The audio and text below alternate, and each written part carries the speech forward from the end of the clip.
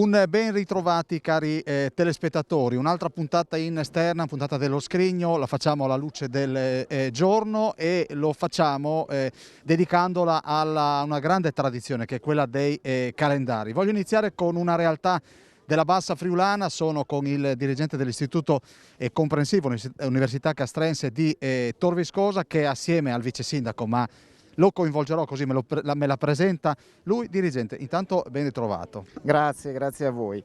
Sì, questo calendario nasce all'interno del plesso secondario di primo grado di Tor Viscosa, che fa parte dell'Istituto Comprensivo Università Castrense, di cui fanno parte anche i comuni poi e le scuole del ciclo primario di Porpetto e San Giorgio di Nogaro. È il secondo anno che portiamo avanti questo tipo di lavoro con i nostri ragazzi. E quest'anno ha però un valore più significativo perché corre appunto l'anniversario della fondazione di Tor Viscosa. Mi preme ringraziare prima di tutto i ragazzi stessi che hanno realizzato i lavori, i disegni, che sono frutto comunque di una selezione fatta da una commissione interna di cui hanno fatto parte anche l'assessore, il sindaco e io stesso, che non sono per forza i più belli ma sono i più significativi, diciamo, da questo punto di vista. E ringrazio ovviamente anche gli insegnanti che hanno realizzato insieme ai ragazzi questo progetto, a dimostrazione che pur all'interno di un periodo complesso per la scuola italiana, la scuola, come si dice, non si ferma e noi non ci fermiamo. Non ho toccato in apertura l'argomento Covid, vedete siamo in un luogo quasi magico del capoluogo friulano, siamo in piazza San Giacomo, un saluto ovviamente al collega Paolo Bassi. Qui ci sono le creazioni, le idee di che ragazzi? Allora, sono ragazzi che vanno dalla prima, seconda e terza scuola media, quella che oggi si chiama secondaria di primo grado, quindi ragazzi che vanno dagli 11 ai 14 anni. Ecco, mi preme ringraziare l'amministrazione comunale anche che ci ha dato e ci dà ogni anno un utile apporto per la realizzazione di questo progetto e di altri progetti e che comunque ci è sempre stata vicino soprattutto in questi mesi difficili, come dicevo prima, ma che grazie appunto alla collaborazione tra scuola e amministrazione per i ragazzi sono stati comunque mesi produttivi e mesi di scuola. Chi è questa signora bardata con questa mascherina che direi che ha origini svizzere, visto che siamo arrivati un po' in ritardo? Miatek, chi è?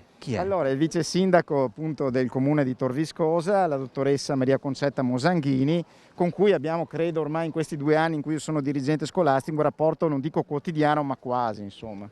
Allora, posso chiamarla Maria Concetta? Certo. Allora, tra l'altro Mosanghini è un cognome di Mortegliano. Sono Blave di Mortean. Allora, diceva appunto il dirigente che il comune non ha fatto mancare la sua forza. No, la nostra forza per la scuola c'è sempre stata e ci sarà sempre in aumento tutte le necessità che potessero essere necessarie. Ci preme molto lavorare con i ragazzi, questo è solo uno dei progetti che stiamo portando avanti insieme col Consiglio Comunale Ragazzi e con il Centro di Aggregazione Giovanile, ma un lavoro fatto così a tappeto che ha coinvolto 70 ragazzi, quindi non proprio pochi, e che comunque tutti quanti vedranno il loro lavoro pubblicato su un ebook che tramite la scuola verrà pubblicato a fine anno, senz'altro è un modo significativo di stare vicino e di farli sentire partecipi di questo evento che doveva essere senz'altro festeggiato in altro modo, l'80° di fondazione del comune, ma che abbiamo solamente rimandato e posticipato a tempi più sereni. 80°, infatti vedo 1940 2K20. 2020. Il 26 ottobre cadeva l'80° di fondazione del comune che si è staccato da San Giorgio di Nogaro e ha formato entità amministrativa a sé. Senta, staccato ci sono ovviamente i campanili, come è giusto che sia, e voi di fatto lavorate assieme a San Giorgio adesso? No, abbiamo lavorato assieme a San Giorgio nell'Unione dei Comuni fino a qualche anno fa, adesso ci siamo staccati, anche perché diciamo, la realtà di Tor Viscosa è un pochino diversa rispetto a quella di San Giorgio. Siamo buoni vicinanti, quando possiamo collaborare collaboriamo molto volentieri insieme, ognuno nella sua identità. Senta, Vice Sindaco, il suo calendario dove è appeso a casa? Sul frigo? No, il mio calendario è stato fino a quando c'era l'albero di Natale, appeso sull'albero di Natale con il pensiero che i ragazzi avevano scritto e ci avevano regalato. Il calendario è stato regalato a tutte le attività commerciali del paese e verrà appeso chiaramente nei negozi. Che messaggio si è voluto trasmettere? Beh, diciamo che possiamo leggere il messaggio che hanno scritto i ragazzi qui sotto. Un albero che ha radici profonde, resiste alle tempeste e tende i suoi rami verso il cielo. Quest'anno festeggiamo le nostre radici con l'augurio di uscire più forti dalle tempeste e di proiettarci con coraggio e speranza verso il futuro. Direi che un messaggio di questo genere è veramente importante e ci dà forza a tutti quanti. E da piccola che calendario utilizzava? Da piccola utilizzavo i vecchi calendari, quelli in carta velina, che si staccavano giorno per giorno. Senta, abbiamo la tecnologia, i tablet, l'iPad, i telefonini, però non riusciamo a staccarci da questa che è una tradizione, lo dicevo prima. Sì, è una tradizione e diciamo nelle famiglie, almeno in quelle che conosco, è sempre presente, non verrà mai cancellato. Allora, grazie al vice sindaco di Tor Viscosa e al dirigente dell'istituto comprensivo dell'unità castrense di Tor Viscosa appunto, e un saluto ai ragazzi che hanno realizzato questa opera. Adesso noi ci fermiamo e ritroveremo qui, sempre in piazza San Giacomo, il presidente dei donatori per la provincia di Udine, i donatori di sangue.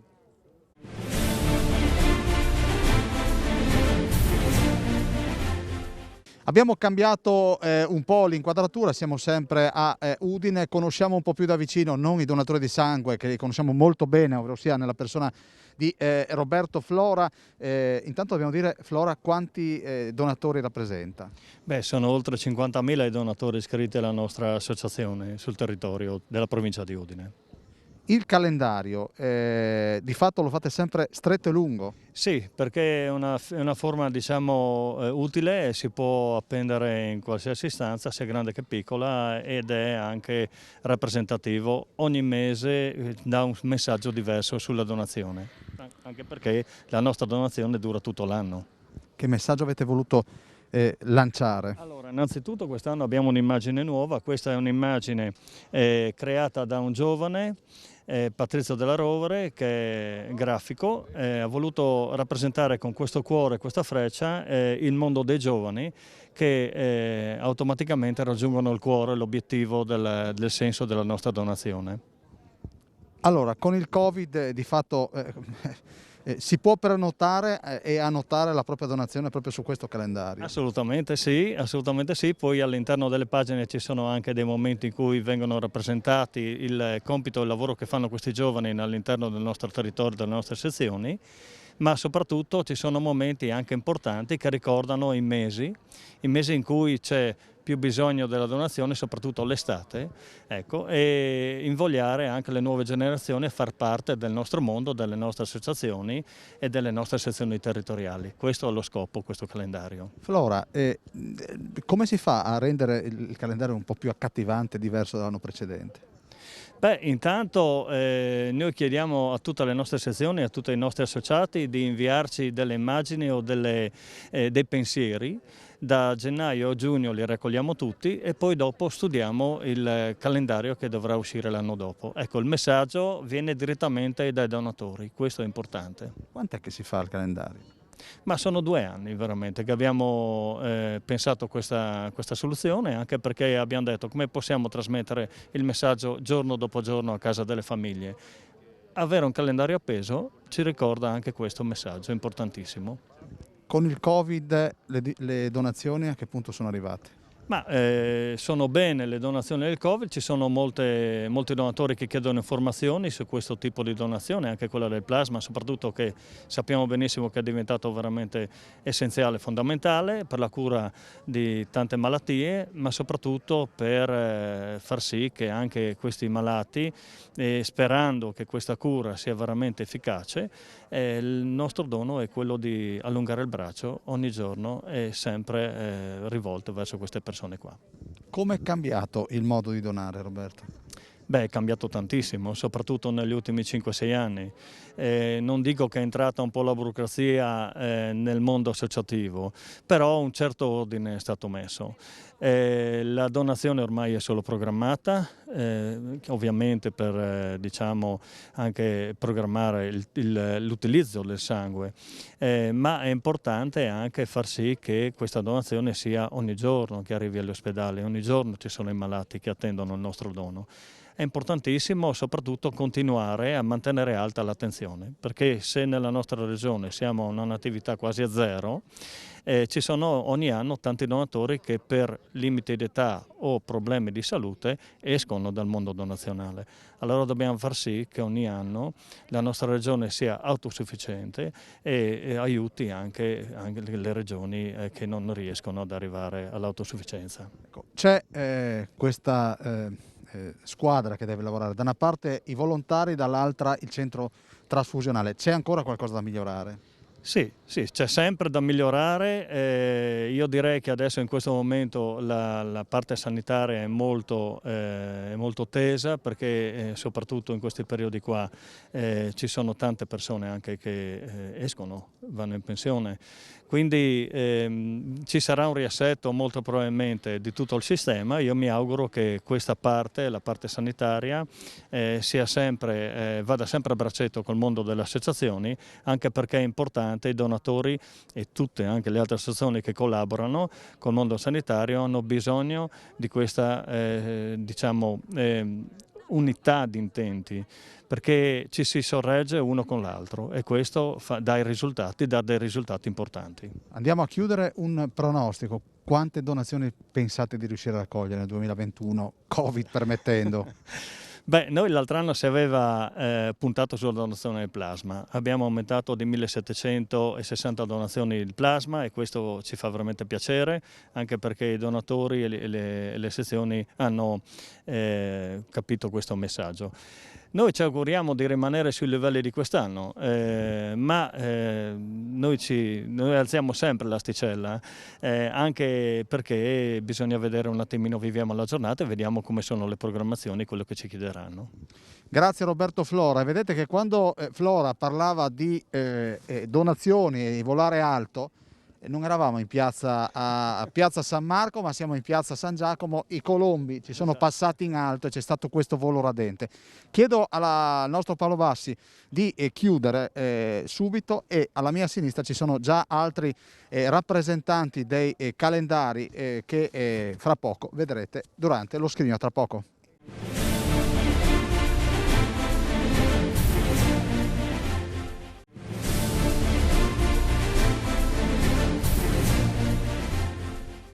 Eccoci con la seconda parte dello scrigno. Adesso vorrei lanciarvi qui da il salotto buono di Udine un calendario. La Martina Beraldo ha preparato un filmato che racconta le 12 pose, il calendario di Nogaredo di Prato realizzato dalla Proloco Parnearete, realizzato dalla stessa Proloco con la collaborazione dei giovani allievi e delle maestre della scuola dell'infanzia Leonardo Linda di Nogaredo di Prato e le ricette della dottoressa Milena Broglia Fioretti. Tema del calendario del 2021: le campagne di Nogaredo e di Prato. Il tema cambia ogni anno, primo calendario è stato realizzato nel 2005.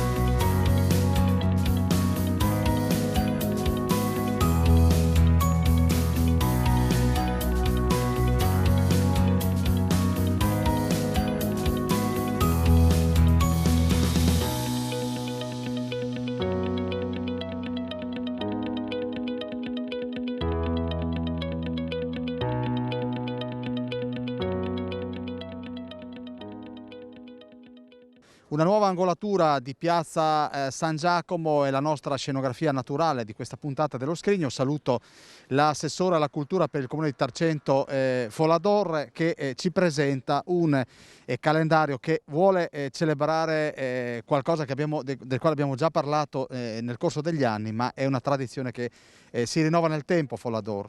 Sì, buongiorno a tutti. È una bella tradizione, innanzitutto il calendario che è la terza edizione che il Comune di Tarcento sta facendo ed è ormai entrato nella tradizione del Comune stesso, ma quest'anno siamo proprio orgogliosi anche della tematica che abbiamo voluto proprio anche pubblicare, perché è stata fatta in collaborazione con una delle associazioni più storiche e più importanti che abbiamo a Tarcento, che sono i Mascarars di Tarcento. Un'associazione che dà anche un'identità al comune stesso, perché comunque è una delle più antiche, una delle più radicate anche a livello proprio di storia e comunque della bravura, della capacità anche artistica di questi scultori. Con me è qui presente il presidente dell'associazione, che è Ezio Cescutti, e Luigi Revelant, comunque parte del direttivo dell'associazione stessa. Loro sono anche loro l'anima di questo calendario, che abbiamo da un anno comunque scelto questo tema e da un anno che lavoriamo assieme per poterlo comunque realizzare. Quando chiudete, diciamo, c'è un'idea dalla quale si parte e poi si mette nero su bianco, quando? Dall'anno antecedente, un anno di lavoro, perché comunque sono tutte immagini prese nella stagione, quindi non è mai un momento fisso e nel giro di una settimana non si fanno le foto. C'è tutta una storia anche di raccolta di informazioni, non è solo l'immagine, è tutto un percorso che abbiamo fatto assieme, una collaborazione che hanno fatto più di 300 foto se non sbaglio e scelte con attenzione, dando visibilità a tutto quello che è il loro lavoro e tutta la loro associazione. Ecco, Folador, poi andremo da Cescutti e Revelant. Che anno è stato il 2020 per la cultura? Tormentato? Tormentato è una parola ancora leggera. È stato veramente un anno difficile, perché a volte il non realizzare è più difficile che realizzare. Il dire di no su manifestazioni importanti, non solo della cultura, ma parlo anche di sport, di turismo, sono stati molto difficili perché colpiscono l'anima. E il fatto di non poter fare nulla per comunque alleviare questo tipo così di quotidianità fa sì che comunque tutto è un po' più triste e più pesante. Mi auguro che ci sia un'apertura nel prossimo anno che stiamo vivendo, abbiamo iniziato adesso, perché francamente abbiamo tutti bisogno di un po' di, le chiamo così, le coccole dell'anima, ecco, questo sì. Ecco, Cescutti, andremo subito da te, però vorrei andare un'altra volta dalla Folador. Prima eravamo tirati con il Covid, ci vorrebbe un po' prima del Covid, ci vorrebbe un po' di respiro, dovremmo rilassarci. Adesso ci manca questa frenesia, o sbaglio? Sì, non è stata la cura giusta, indubbiamente, perché le cose imposte non piacciono a nessuno e soprattutto quando colpisce la libertà, soprattutto. Non abbiamo avuto scelta e non è stata una nostra scelta vivere così. Sicuramente abbiamo riscoperto dei valori, abbiamo riscoperto sicuramente anche la famiglia, forse anche il valore dell'amicizia o delle piccole cose, però non è le nostre abitudini e ha bloccato la socialità e questo non fa parte di noi, questo no. Quindi mi auguro che ricordandoci magari di questi valori in una sorta di normalità che abbiamo tanto bisogno, li possiamo rivedere in un'ottica diversa. Allora, io vado da Ezio Cescutti, presidente dell'associazione Mascarars. Intanto parto con un po' di aneddotica. Quando eri piccolo, il calendario dove veniva appeso?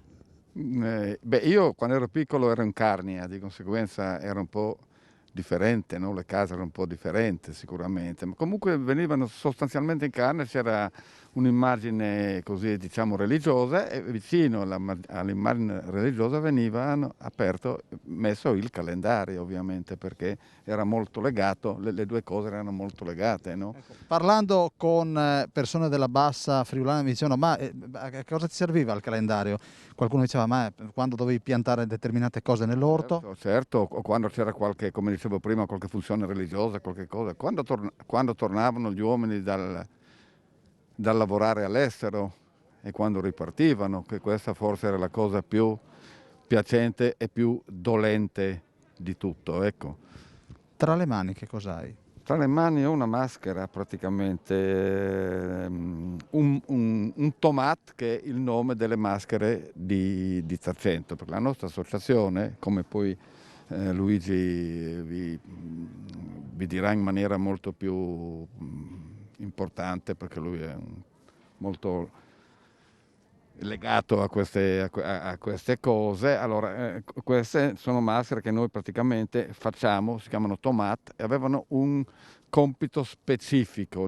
Adesso siamo un po' andati fuori anche probabilmente, no? Ma noi vogliamo tornare, perché servivano per fare gli street, che erano le mascherate che si facevano con le maschere di legno. Allora cosa succedeva?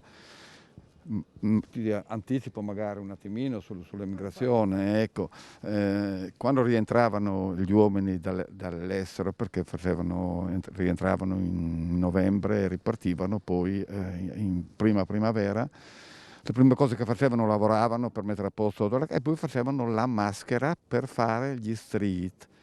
Quando venivano fatti questi street venivano prima di partire, perché era una cosa anche abbastanza così non tanto bella per chi partiva, ma era l'ultima festa che facevano, e pertanto le maschere avevano questo compito, non di venire appese nei muri, eccetera, eccetera. Era la maschera che serviva per l'ultima festa che facevano nel paese assieme alla famiglia. Revelant che cosa sta indossando? No, sta fumando adesso. Adesso sta fumando, non bisogna fumare. Revelant, Certo, possiamo fumare? aperto, sì, certo che... Dai, la tolgo. Eccoci. Che cosa vuol dire far parte di questa associazione? Beh, direi che è una cosa piuttosto interessante, perché significa voler mantenere e rivalutare anche un'antica modalità, tradizione che riguardava il divertimento del carnevale, che era un periodo molto particolare dell'anno in cui le persone potevano finalmente sfogarsi e anche cambiare i loro ruoli, sovvertire un pochettino quelle che erano le consuetudini, e potevano permettersi anche di prendere in giro i sorrestants, no? Si diceva, quindi le persone di potere, e avevano la facoltà di farlo.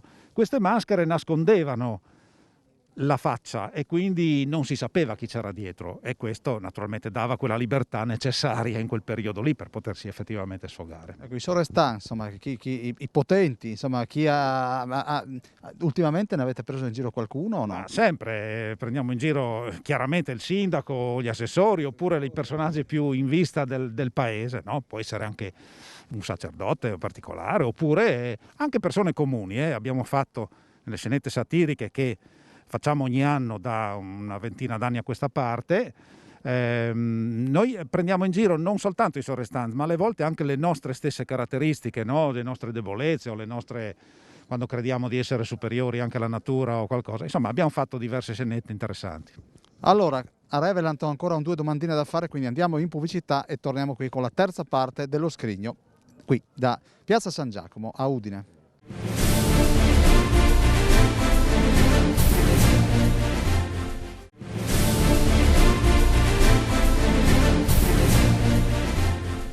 Terza parte dello Scrigno. Allora, Revelant, volevo chiedere, il materiale che viene utilizzato è cambiato o è quello di tanti anni fa?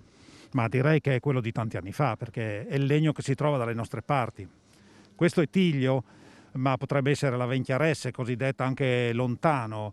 Poi si fa anche con altri legni, ma questi erano i 2 legni principali, perché se ne trovano tanti nei boschi soprattutto, e sappiamo che da noi si usa andare, viviamo praticamente circondati dai boschi, e quindi la materia prima c'è, insomma.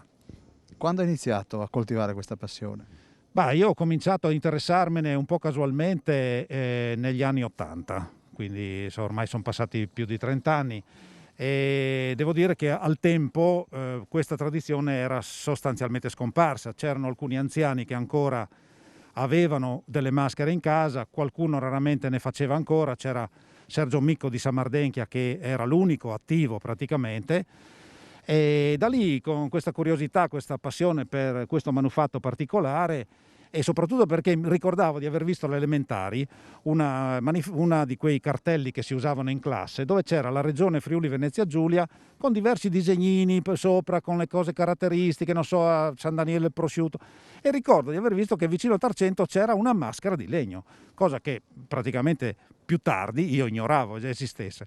No, pian piano ho ricostruito questa cosa con l'aiuto di alcuni, insomma, e l'interesse si è allargato anche dal punto di vista culturale, abbiamo approfondito un po' quella che era la storia, quello che siamo riusciti a recuperare, abbiamo fatto lavori con le scuole per far intervistare dai ragazzini i loro nonni, parlo degli anni 90 ancora, e poi abbiamo cominciato a mostrarli negli anni 90, a mostrare come si fanno queste maschere in piazza Tarcento durante il periodo dell'Epifania, abbiamo fatto alcune manifestazioni di questo genere. Da lì abbiamo cominciato ad intessere rapporti con altre realtà, sia del Friuli che dell'arco alpino, e quindi abbiamo conosciuto quelli che a Sauris le fanno, a Sappada, nelle valli del Natisone, li abbiamo invitati a Tarcento. Insomma, abbiamo ricostruito pian piano un tessuto che adesso, con la nascita nel 2007 o 2008 dell'Associazione dei Mascarari di Tarcento, ha potuto insegnare, spiegare a molti anche giovani, adesso ci sono diversi giovani che le fanno, come si faceva, perché noi ci teniamo soprattutto a che queste maschere si capisca che siano un patrimonio culturale popolare. Allora si facevano per usarle, non tanto per appenderle ai muri, e adesso ugualmente lo facciamo.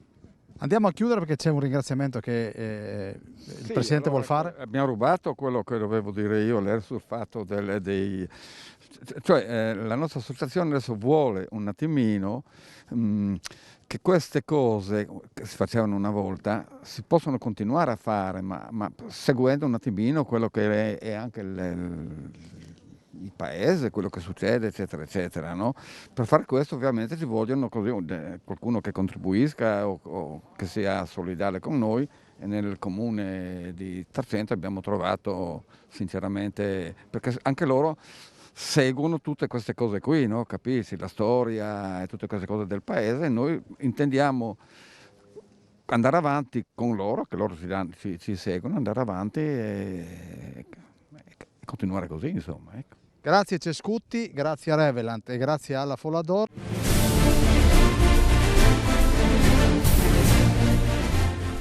Giorgio Arpino, presidente della LILT di Udine, e assieme a due, le definiamo pure modelle, perché Presidente? La prima a sinistra poi è l'autrice, la fotografa principale, ed è quella che compare in copertina. Buongiorno a tutti e grazie per l'invito. Questo è un classico calendario che noi facciamo sempre sulla prevenzione, perché la prevenzione allunga la vita, come abbiamo scritto e come dice anche il nostro logo, prevenire e vivere. La prevenzione in tutte le cose è fondamentale, come nella vita, anche per prevenire le malattie in genere e anche i tumori.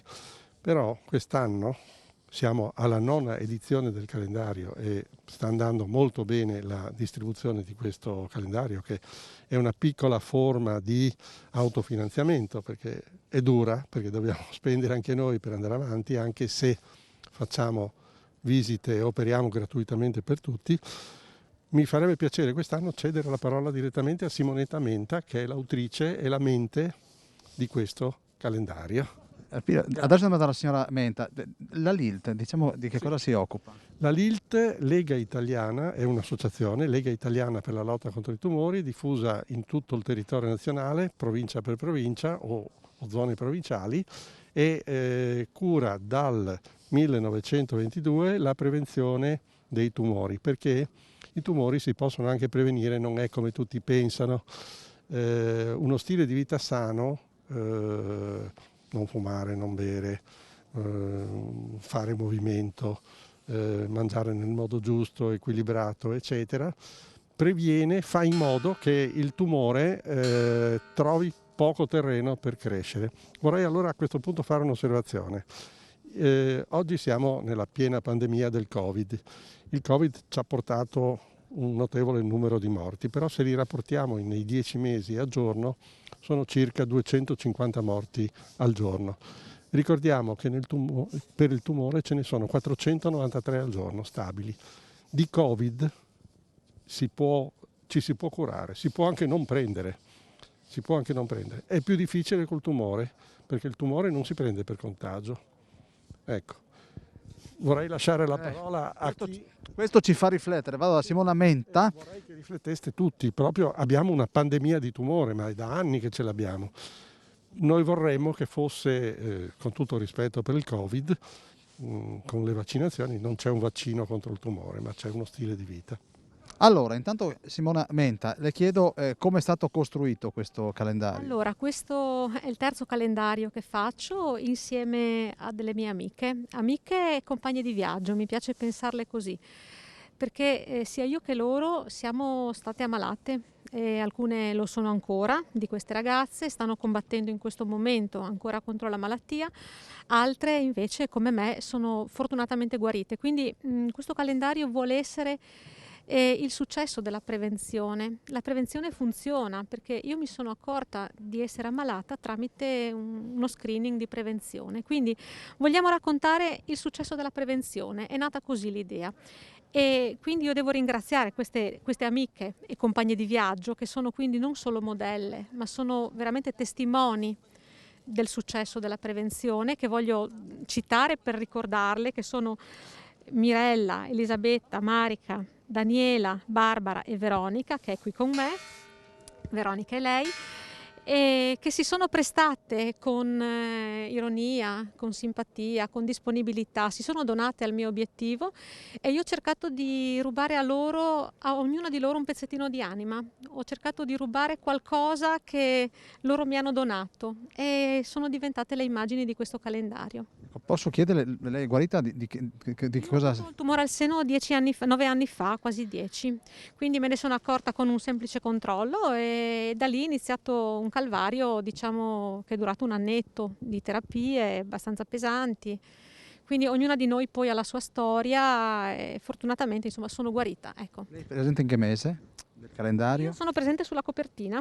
Quindi, Io sono l'autrice e io sono stata fotografata, devo dirlo, da Daniela, che è presente in 2 mesi, quindi Daniela è una delle amiche che ama anche lei fotografare e mi sono fatta fotografare da lei perché così, ecco. Quindi tiriamo fuori Daniela un attimino, vediamo nel mese di dicembre, sicuramente Daniela c'è. Vediamo se la troviamo. E Veronica invece la troviamo dove? Ecco, Daniela è la mia fotografa, eccola qua. Se lo giriamo, ecco Arpino, grazie. Veronica invece? Veronica potrebbe essere nel mese di marzo, vediamo se ci ricordiamo bene. Sì. Febbraio e marzo, vediamo, abbiamo le mani fredde. Eccola qua, Veronica. Ecco, Veronica è un'altra condottiera? È un'altra condottiera, sì, anche lei. Sì. Allora, sì, siamo tutte qui. Anche più volte. Io dico sempre a Giorgio, quando ci apprestiamo a iniziare questo lavoro del calendario, io dico sempre: Giorgio, tu sai come la penso. Per me trovare belle donne è facilissimo, ma noi dobbiamo essere testimoni, non dobbiamo essere semplici modelle. Quindi dove si trova il calendario? lo troviamo tramite noi volontari nella sede LILT, la sede LILT sia dell'ospedale che di via Francesco da Manzano. E tramite noi volontari chi vuole si può mettere in contatto con noi. Allora, sì, e poi vado da Veronica, dobbiamo chiudere. Allora, la prima è che prendendo questo calendario aiutano noi ad aiutare chi non ce la fa o chi è in difficoltà, che può essere ricco o povero, intendiamoci, ma se ha il male è veramente una cosa tragica. La seconda è che prevenire è vivere, è vero, ma oggi guarire si può perché i medici sono bravissimi, la scienza è bravissima. È importante però fare prevenzione è un dovere verso se stessi e verso la famiglia e verso la società. Veronica, passo davanti a lei. Lei ha vinto la battaglia in quanto tempo? Sì, ho vinto in poco tempo perché sì, era all'inizio della malattia, l'ho preso in tempo e sì, ho prevenuto, ecco, immediatamente. Quindi lei faceva lo screening ogni anno e lo fa ogni anno? Sì, anche adesso lo faccio ogni anno e è andato tutto bene. Senta, lei ha scoperto, quanti anni aveva quando ha scoperto la malattia? 35. Ecco, e quando gli è stata prospettata questa situazione, come ha reagito? Un fulmine a ciel sereno. Sì, era un po', mi sono spaventata, diciamo, però con l'aiuto dei dottori siamo riusciti Le sue origini dove portano? Sono moldava. Le posso chiedere, ma nel suo paese c'è prevenzione o no? Sì, c'è, però molto meno di qua in Italia. E In Italia siamo più organizzati. quando le è stato chiesto di prestarsi per questa opera di beneficenza, ha detto subito sì? Sì, assolutamente, perché credo che è un esempio per tutte le donne e bisogna prevenire, meglio prevenire che curare. In Moldavo come direbbe acquistate il calendario della Lilt? Compararsi il calendario della Lilt. Quindi Cumperazzi, Carobassi e Ladino, quindi grazie. Mi lancia lei la pubblicità in moldavo? Compararsi il calendario della Lilt e credete in prevenzione. E la pubblicità? Come si dice? Andiamo in pubblicità? Andiamo in pubblicità. Semplicemente, a tra poco.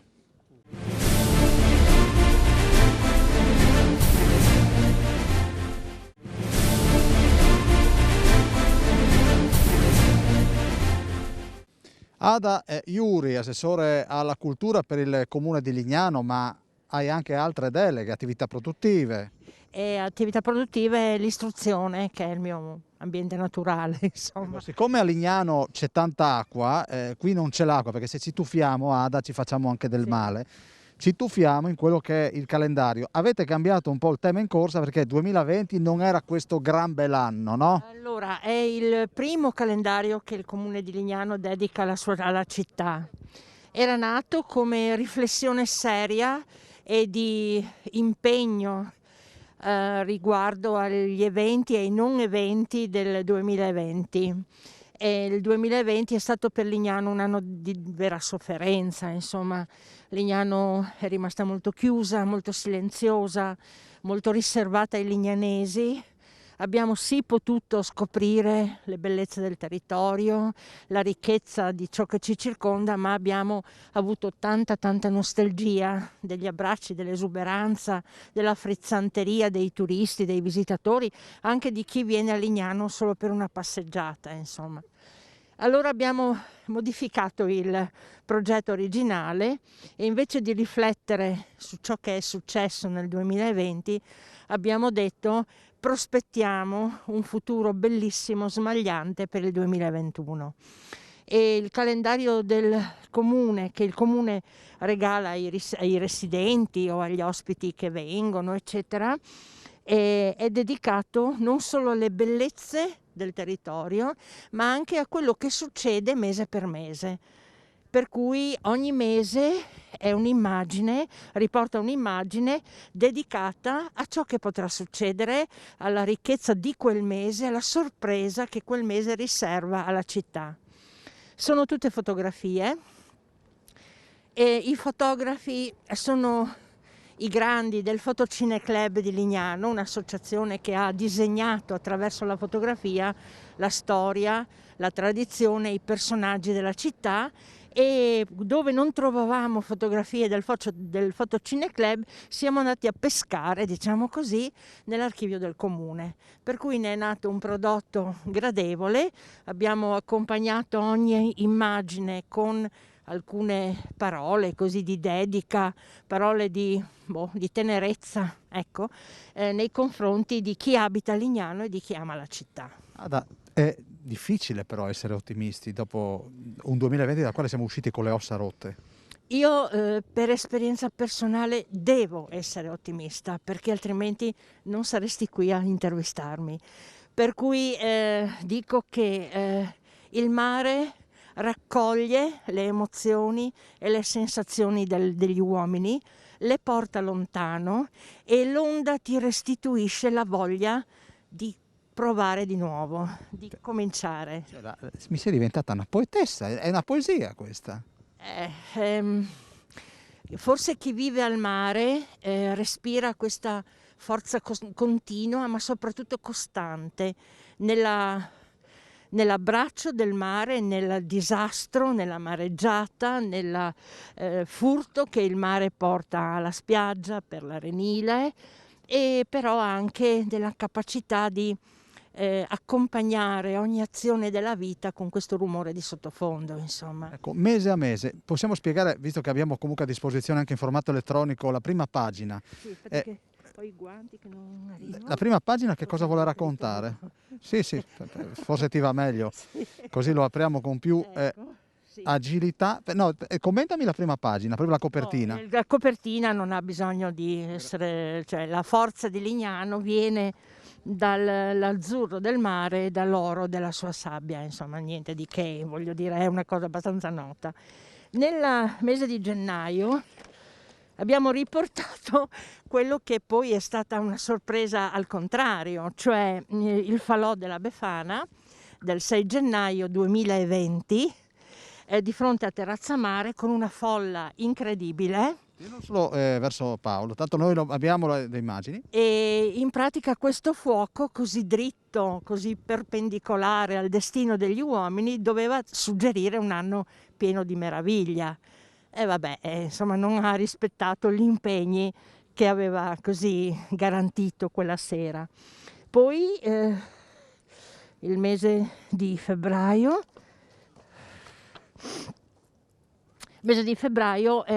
Il faro. Sì. Il faro che io vedo, tu mi hai già capito, questo faro rosso, l'amore.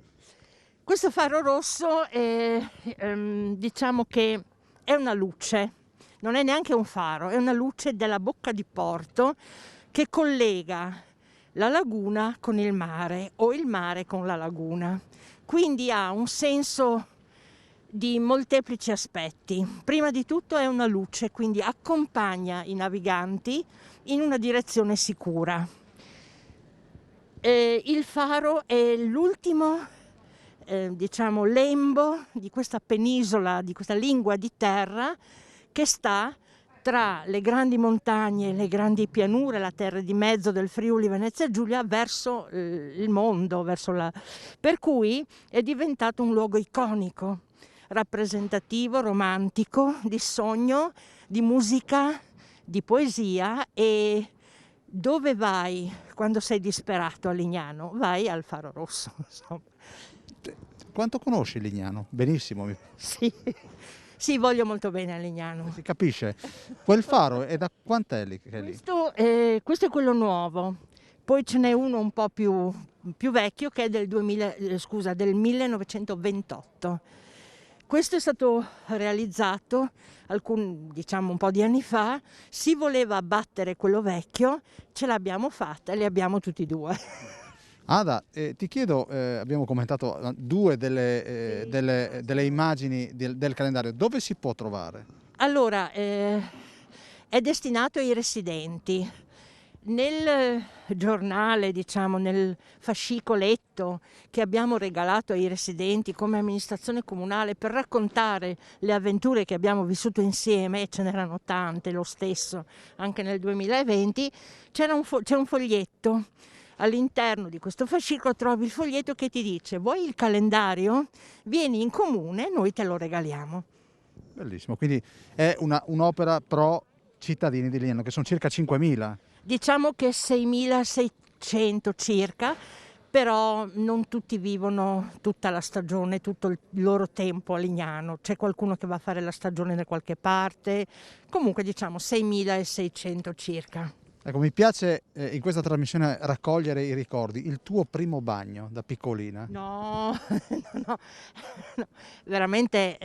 Allora, il mio primo bagno avevo 2 anni, io sono del 1956, nel 1958 la mia nonna con degli amici e una vecchia 600 mi portavano al mare la domenica e andavamo alla terrazza mare che era ancora di legno.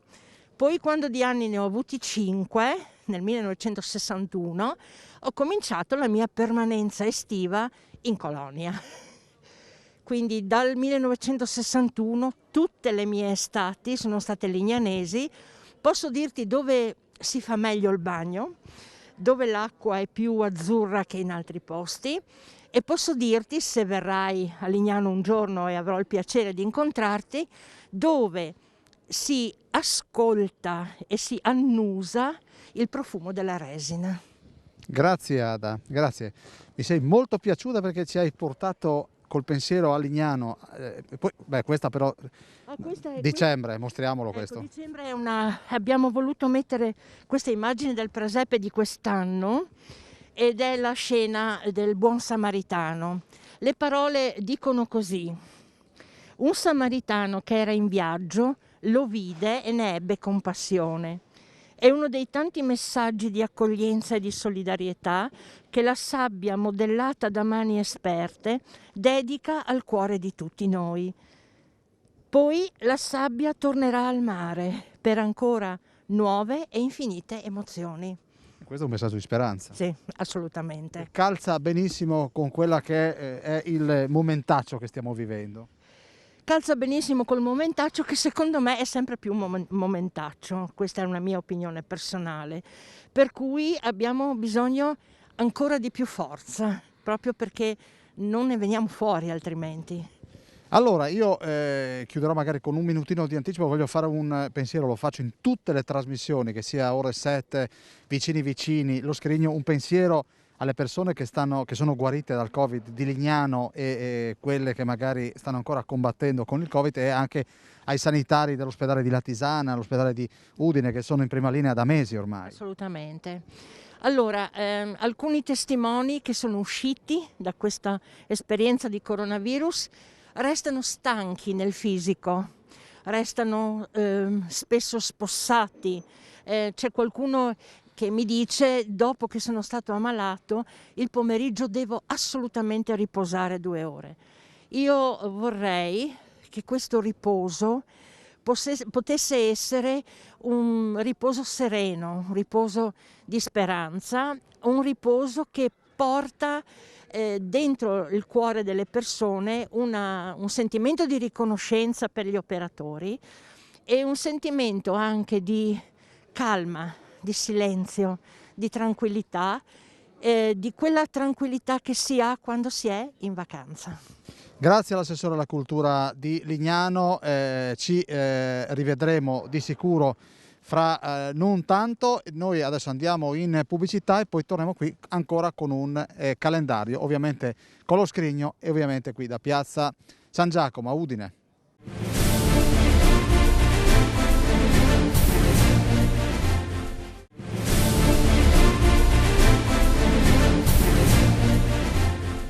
Eccoci con la quinta parte dello Scrigno. Alida Pevere ci deve parlare assieme al signor Liberale di il Lunari di Pretoni Beline, un uomo di chiesa per certi versi scomodo, che non aveva peli sulla lingua, e questi ragazzi, perché mi permetto di chiamarli ragazzi, non vogliono dimenticarsi di questo signore che se n'è andato, lo ricordo perché raccontai io nel nostro telegiornale come fu trovato, tra l'altro con un malore in strada, no? Buonasera. Allora, questo calendario sono ben 14 anni che viene realizzato. È stato fatto per la prima volta subito dopo la morte di Pretoni, che è accaduta nel 2007.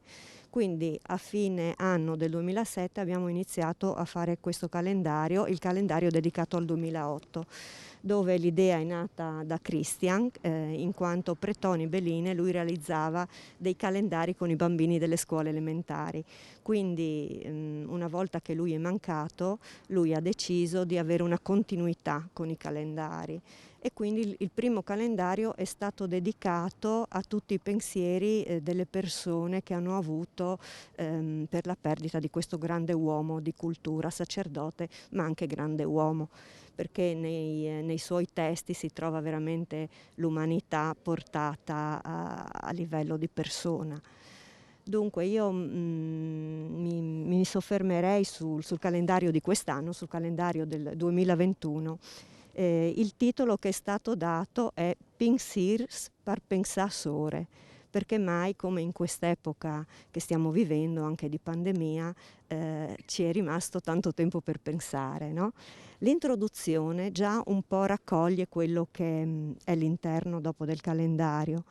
Lui dice così: Sting nome a tens, che i tims brus non sedin un alibi par no fanuie e par ruvinau in modi pui. Parce no o sing paris e fis dal timp, tal sens che nus fas e lu fagin. Ma resta sempre un spazio per libertà e per responsabilità. Qui hai al dit che in temps di immoralità, superficialità, egoismo, omologazione, un non può essere moral, profondo, disponibile, alternativo. I cristiani non sono come Ius, che valen di più proprio quando hanno depos.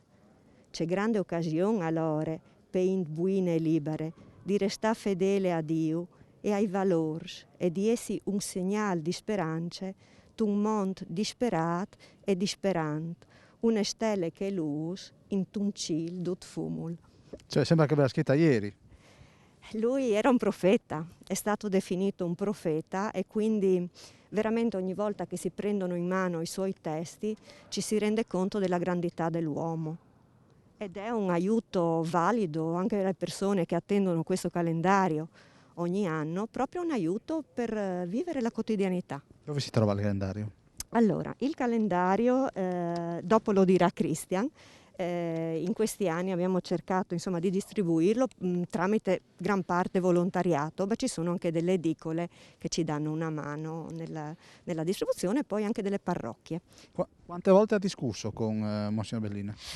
Ecco, questa è una cosa molto bella, io direi. Mi piace la domanda perché io sarei una che ha raccolto la sua eredità, perché l'ho conosciuto pochissimo, sono stata 3 volte ad ascoltarlo, però già dalla prima volta quando l'ho salutato e gli ho chiesto un canto che mi piaceva, Talore de Sere, che tra l'altro troverete sul calendario di quest'anno, sarebbe L'ora che pia in friulano, ma con testi molto molto belli che li ha realizzati una signora carnica che si chiama Gemma Nodale Chiapolino.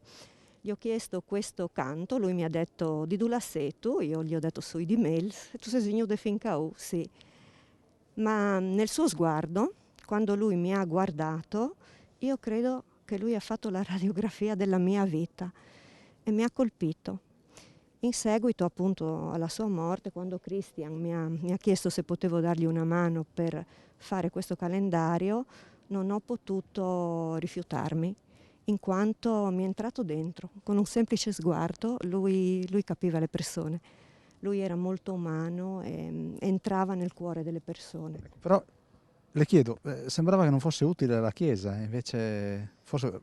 Probabilmente perché lui, mi permetto di dire, era oltre, era di più e già dal testo che abbiamo appena sentito lui era avanti, molto avanti.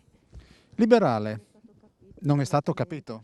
Mi permetterei di aggiungere ovviamente che non siamo soltanto noi dietro questo calendario, ci sono degli artisti che già da 12 anni ci danno una mano per raffigurare i testi che vengono proposti e vorrei appunto citarli. Quest'anno troverete la copertina di Anna Zamolo che è di Amaro, poi c'è Sandra Di Lenardo di Basaglia Penta, Maria Teresa Bravin, conosciuta come Titi Design di Tarcento, Ezio Cescuti di Magnano in Riviera, Marina Coccolo di Treppo Grande, Otto D'Angelo e Fausto Tosolini di Caporiacco, Gianni Di Lena di Lauzacco, Daniele Giacomini di Casasola di Maiano, Mario Mussinano di Buia, Raffaella Sialino di Fagagna, Gino Spangaro di Basiliano, Luisa Tonelli di Udine e William Betroia di Valvasone Arzene. Quindi tante persone che lavorano con questo calendario. Liberale, invece, il tuo rapporto con Pretoni? Il mio rapporto è cominciato che in seconda elementare, ho fatto la seconda e terza elementare, quindi io l'ho avuto anche come maestro. Era severo? No, però insegnava bene e quindi ho tanti bei ricordi di lui. Come Ali da prima ha citato che facevo i calendari, mi è partita da lì l'idea, li facevamo a mano. Quindi c'era chi metteva giù i numeretti con i santi, chi faceva una filastrocca. Che cosa manca di Pretoni Belline? A te, ma anche penso a tutta la comunità. Tutta la comunità, manca soprattutto la messa in friulano. E a me soprattutto manca perché, sì, italiano va bene, però il friulano.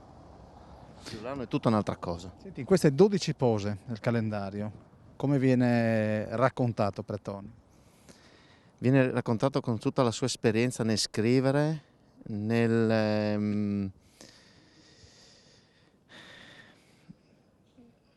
tutte le sue parole vengono fuori dalla Bibbia, quindi lui ci ha lasciato un'eredità che è enorme. Noi potremmo andare avanti per anni a continuare a scrivere su Pretoni, sui calendari, perché ogni testo che Alida estrapola siamo già pronti per il prossimo anno, quindi non vedo, la difficoltà non esiste nel fare questo calendario. Che fine ha questo calendario? La finalità, io quando è morto Pretoni, che ero a fianco alla sua salma, avevo una persona vicino che è Danilo Pigat, che fa parte dell'associazione Amici di Udine, che parlava di pozzi, di scuole, di mense, di chiese, e da lì mi è partita l'idea di questa finalità. Noi dal 2008 a oggi abbiamo messo in piedi con loro 17 pozzi con relative scuole, con relative mense, quindi la scuola e anche la mensa. Qualcuna c'è anche la bandiera statale, quindi scuole statali. Hanno fatto chiese e anche, che è soprattutto anche lì molto importante, la sanità. Dove? In Benin. Diciamo dov'è? Costa d'Avorio, Benin. Vi colgo l'occasione anche per la gente che può visitare il sito degli Amici di Udine, www.amicidiudine.it, lì troverete tutto quello che è stato fatto e, come diceva quando è venuto Danilo a presentarci il lavoro fatto, che io non ci credevo, abbiamo perforato un pezzo di Africa. Pretoni, se ci fosse, cosa direbbe di questa vostra opera? Sarebbe contentissimo. Mi vengono i brividi, so che ce l'ho qui a fianco. Pretoni è sempre con me, perché ce l'ho a cuore anche perché è nato il mio stesso giorno. Quindi, è nato il? Stesso giorno, 11 febbraio. Età diversa, lui è 41, io del 74, però...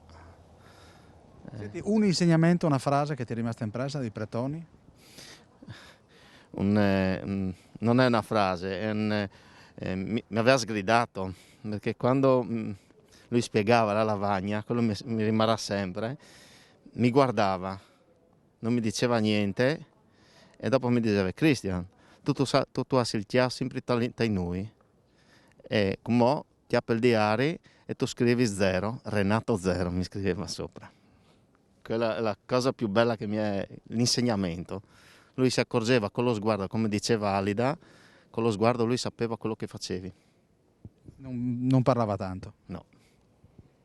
Noi adesso ci fermiamo, andiamo in pubblicità, un pensiero a Pretoni Beline che ci guarda dall'alto, spero che commenti in maniera abbastanza positiva questa trasmissione. L'ho incontrato qualche volta, era assolutamente severo ma piacevolissimo parlare con lui. Ricordo la sua libreria, non c'era tantissima luce all'ingresso, mi ha ricevuto 2 o 3 volte e purtroppo non c'è più, ma ha lasciato una bella eredità. Sì, questo è vero. Noi ci fermiamo, pubblicità, tra poco.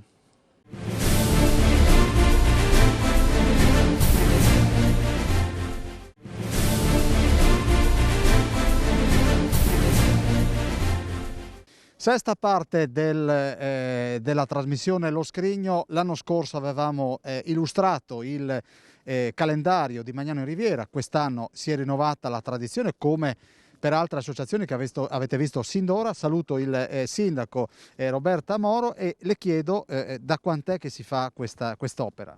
Innanzitutto ringrazio Telefriuli per aver rinnovato questo invito, siamo diversi anni presenti. È un calendario, è un'iniziativa che ormai viene promossa da tantissimi anni e che ha come filo conduttore, come filosofia, la valorizzazione di quelle che sono le tradizioni, la storia, la peculiarità del nostro territorio.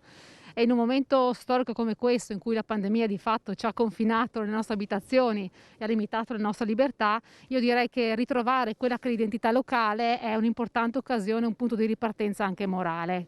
È un calendario tematico, ma su questo ne parlerà completamente Riccardo Lesa, il consigliere.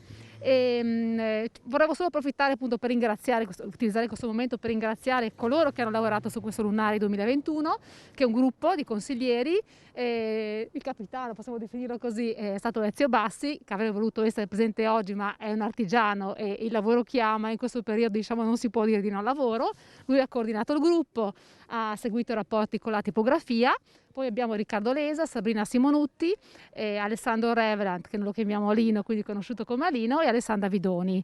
Sono nuovi, hanno elaborato in toto il calendario, quindi sono stati molto bravi e voglio portare veramente i miei ringraziamenti come sindaco e a nome anche di tutti gli altri consiglieri, perché hanno fatto veramente un lavoro egregio, hanno lavorato in maniera collaborativa e in maniera molto professionale. Ecco, allora io vado da Lesa, vado da questa parte, mi metto nel mezzo. Allora, dobbiamo fare un cenno a chi andranno i proventi di questo calendario. Andranno all'associazione Chialain Denante per gli anziani, totalmente beneficenza. Questo calendario quest'anno è stato fatto a tema osterie e bar del territorio dall'800 ai giorni nostri. Ogni mese è presente una fotografia o più fotografie recuperate dagli annali storici, con una breve descrizione delle attività e di quando sono nate, quando sono finite o quelle ancora in essere. Ecco Lesa, avete avuto la collaborazione di chi aveva questi tesori, queste opere testimoniali, appunto fotografiche? Assolutamente sì, e tutte le persone che sono state coinvolte si sono dimostrate molto disponibili e hanno collaborato dando le immagini fotografiche appunto fin dalla fine dell'Ottocento, che non è stato facile reperire. Ecco.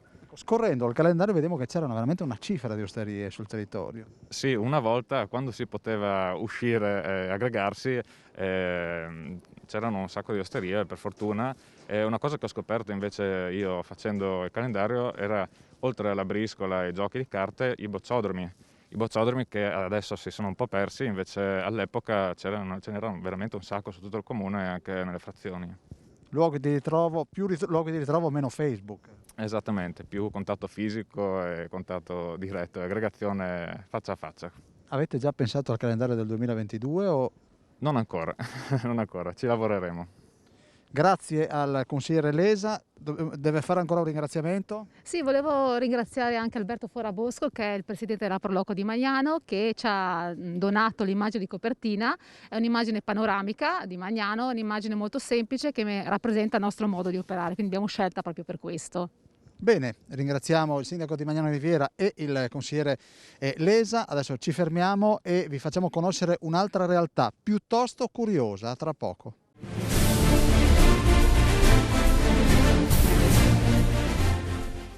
Cristina Roncalli di Femeson, Roncalli con una L sola, ma potrebbero esserci delle lontane collegamenti di parentela con un certo Papa Roncalli, chi lo sa?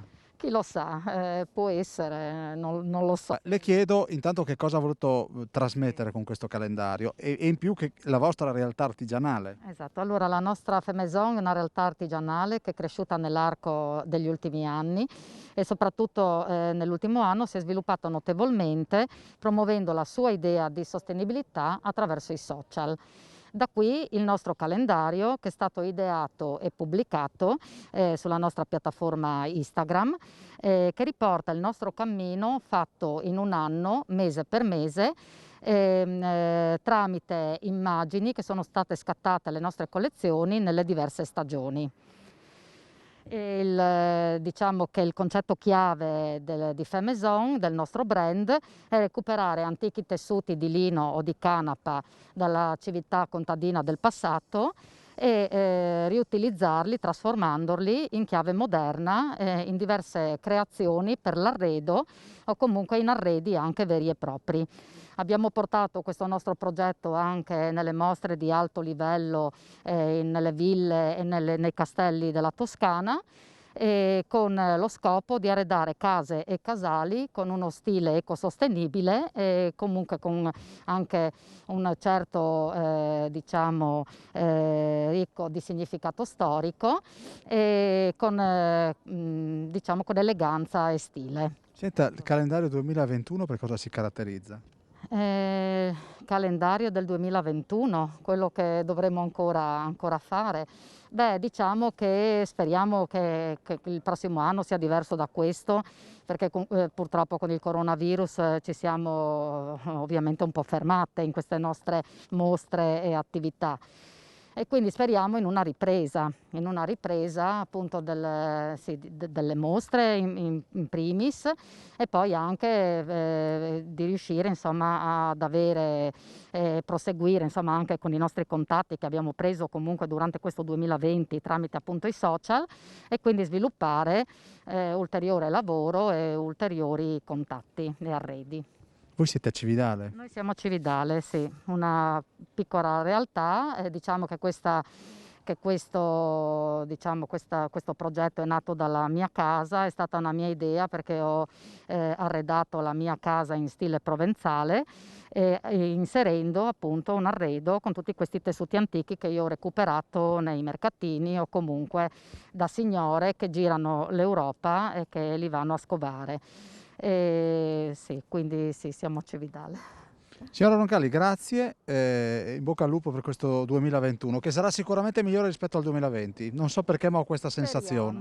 Ce l'auguriamo tutti, grazie a voi dell'opportunità. Mi mancava una domanda, il lavoro di ricerca, chi lo ha fatto? Proprio sui tessuti antichi, lo sta facendo lei? Sì, lo sto facendo io, è una mia passione da sempre, diciamo che è partito tutto un po' da mia mamma, che comunque aveva la passione del cucito e soprattutto dei tessuti, e poi ho continuato, sono rimasta affascinata da questi tessuti che ho visto un giorno passando casualmente sul banco di un mercatino, e da lì è cominciata una ricerca e da qui è nato questo progetto. Grazie signora Roncalli. Noi adesso ci fermiamo, ma c'è già pronto il rappresentante della Luca Onlus, una realtà alla quale voglio particolarmente bene. C'è il calendario.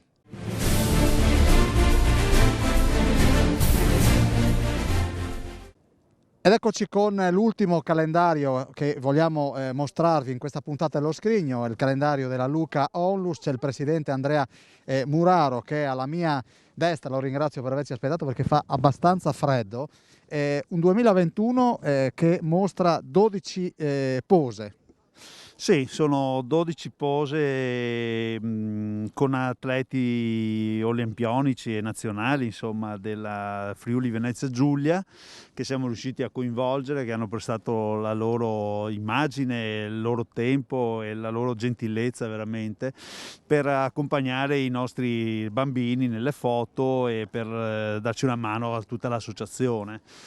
E quindi abbiamo voluto coinvolgere questi campioni che sono campioni nello sport e nella vita, e abbinare il loro impegno e il messaggio di forza, no? Perché abbiamo pensato che sia i campioni che i nostri bambini svolgono delle gare nella vita, alcuni per sconfiggere i bambini, la malattia, e loro per le loro prestazioni, no?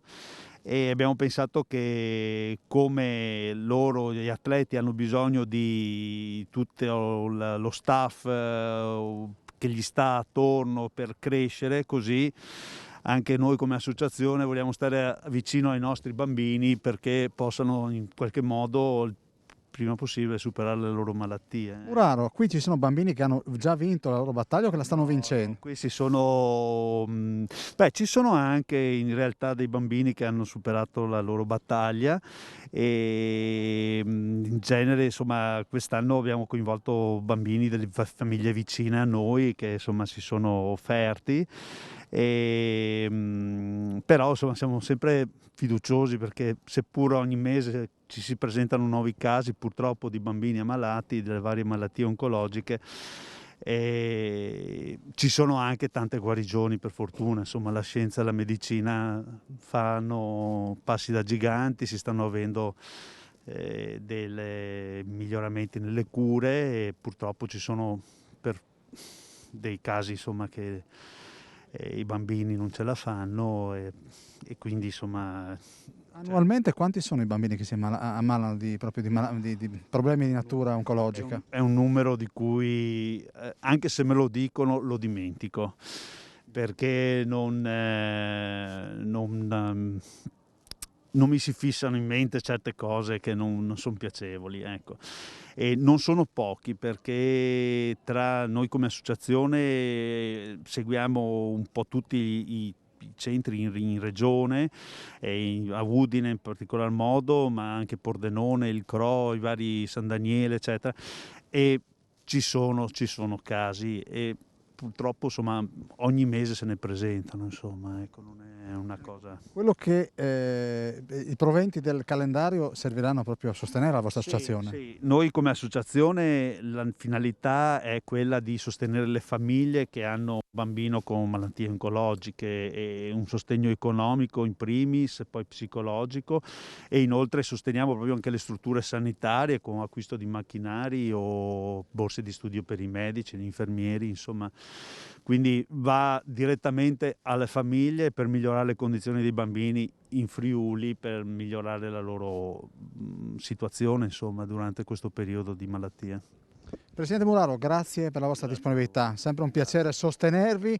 Quindi, dove si trova il calendario? E attualmente si può trovare attraverso i volontari, se ci conoscete, o comunque telefonando in segreteria la mattina, che ci si può prendere accordi con la segretaria per il ritiro, insomma, ecco, dei calendari. Ne abbiamo ancora tanti, quindi seppure è andata bene in questo periodo, insomma, di difficoltà dove non ci sono manifestazioni, ce ne sono ancora, e quindi chi vuole farsi avanti siamo ben contenti. Grazie al presidente della Luca Onlus Muraro. Io vi do appuntamento alla prossima settimana allo Scrigno. Il nostro Bassi e il sottoscritto si stanno organizzando per questa puntata che realizzeremo a Resia. Nella puntata che vedrete ci saranno delle immagini meravigliose del nostro Paolo Bassi con un canin che spicca su la comunità, la frazione di Stolvizza, dove c'è veramente tanta neve. Andremo a visitare il museo etnografico, ma soprattutto il museo dell'Arotino. La Varresia è appunto la capitale degli arotini, quelli che partivano con le biciclette per andare ad affilare i coltelli in giro per il Friuli, e non solo. Con questo è tutto, io vi ringrazio di cuore, vi do appuntamento, approfitto dell'occasione, a domani mattina, perché a ore 7 avrò il piacere di avere in collegamento via Skype il giornalista, già vice direttore del TG5, Tony Capuozzo, che ci parlerà anche del suo libro dedicato al Covid. Grazie a Paolo Bassi per il consueto supporto tecnico, alla prossima, arrivederci.